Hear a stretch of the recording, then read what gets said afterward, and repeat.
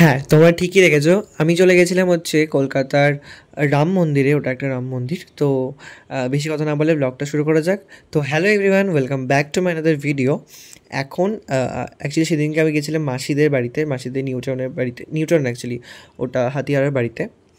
তো তারপর মেসো আমাকে নিয়ে বেরোলো একটু আশপাশটা ঘোরাতে, যেহেতু খুব শর্ট টাইম, তাড়াতাড়ি ফিরে আসবো, ট্রেন ধরতে হবে। তো সেই জন্য কাছে পিঠের মধ্যে 5 মিনিট লাগলো জাস্ট আসতে। তো এটা হচ্ছে একটা রাম মন্দির, যেখানে মেসো আমাকে নিয়ে এসেছিলো।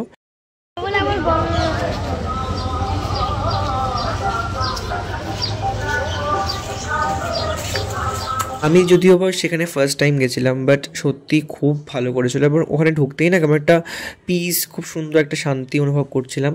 আর শুধুমাত্র মন্দির না, মন্দির ছাড়াও আশপাশটা সত্যি খুব সুন্দরভাবে সাজানো ছিল।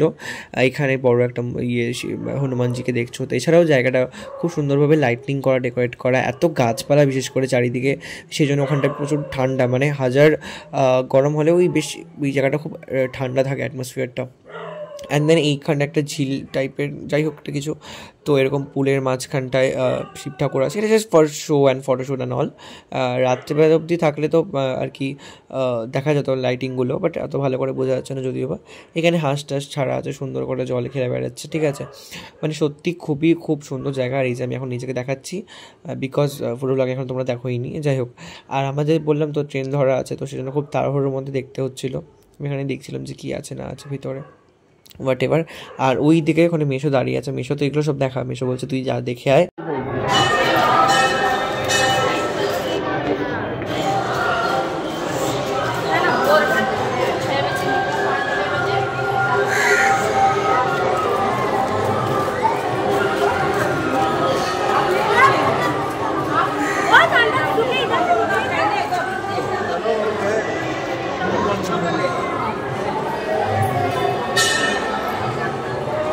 ওগুলো সব রিয়েল ফল।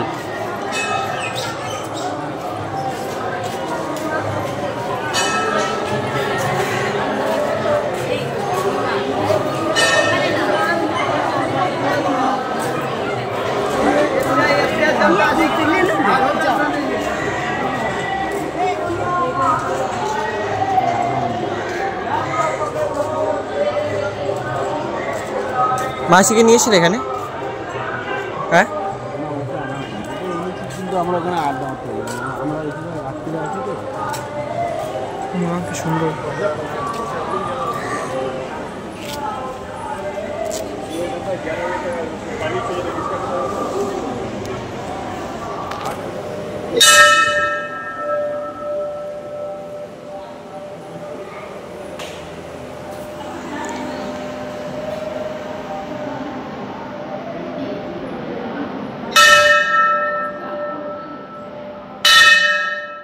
তারপর ওখান থেকে যেহেতু হাতে একটু টাইম ছিল, তারপর একদম ওর পিছনের দিকটাই এটা হচ্ছে চার মাথা মোড় টাইপের, খুব সুন্দর।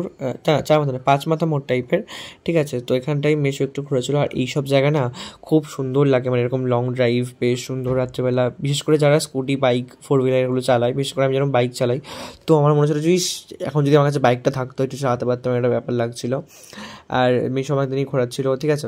দেন আশপাশে চেনা ছিল যে কোথায় কী আছে না আছে, ওখানে অনেক কিছু চেনালো, এই মুহূর্তে মনে নেই। তো হ্যাঁ, দেন এখন আমরা ইকো পার্কের দিকে যাচ্ছি। মানে ইকো পার্কে বলতে ইকো পার্কের যে 6 নম্বর গেটটা, তো সেটা হচ্ছে একদম ওই যে মেশো বাড়ির থেকে ওই যে মন্দিরটা 5 মিনিট, তার থেকে হয়তো 2-3 মিনিট, তো এরকম 7-8 মিনিট লাগে মেশো বাড়ির থেকে ইকো পার্ক যেতে, ঠিক আছে। তো একদম 6 নম্বর গেটটার সামনে দিয়ে যাচ্ছি। এবং ইনফ্যাক্ট 6 নম্বর গেটটার সামনে দিয়ে যেতে গেলে না একটা ছোট জু টাইপের পড়ে, আই মিন জু টাইপের না, অ্যাকচুয়ালি ওটা জুই, বাট ওটা অনলি ফর বার্ডস, ঠিক আছে। শুধু পাখিরা, প্রচুর ভ্যারাইটিস অফ পাখি অ্যান্ড অল। আর আমি সাথে দেখছো হেলমেট পরে বেরোইনি। তো ইচ্ছে ছিল একদম 6 নম্বর গেট অব্দি যাওয়ার। এই যে এটা হচ্ছে সেই পাখির যে তো যেটা বলছিলাম, ইচ্ছে ছিল হচ্ছে 6 নম্বর গেট অব্দি একদম সামনে অব্দি যাওয়ার, কিন্তু সেখানে মাঝে মাঝে পুলিশ থাকে, মাঝে মাঝে থাকে না। তুমি সে বলে দেখ, যদি লাখ থাকে তাহলে যেতে পারবো, যদি পুলিশ থাকে তো চলে আসতে হবে।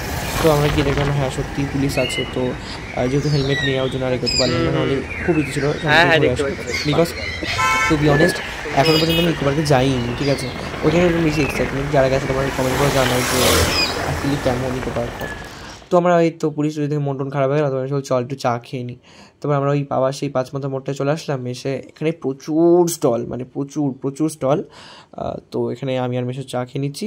আর এই যে ব্যাস ঘুরে টুরে এখন বাড়ি ফিরছি। দেখা হবে অন্য ভিডিওতে।